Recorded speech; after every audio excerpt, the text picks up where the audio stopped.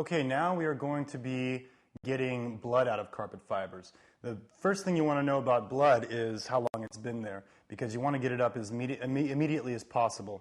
The first thing you want to do is you want to blot the blood off the carpet fibers to get as much excess as you can if it's fresh. The next thing you want to do is you want to flood the area with ammonia.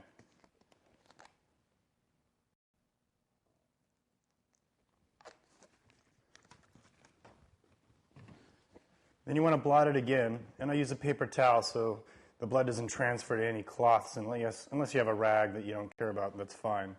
So now that that has been blotted, you want to add a little bit of water, cold water, and preferably salt water. So I'll just add a little bit of salt to the mixture and add water again to dissolve the salt into the stain. Then you want to add a little bit of dish soap, and you want to let it sit for a good hour to allow the blood to dissolve. And then when you come back after an hour, you want to blot it,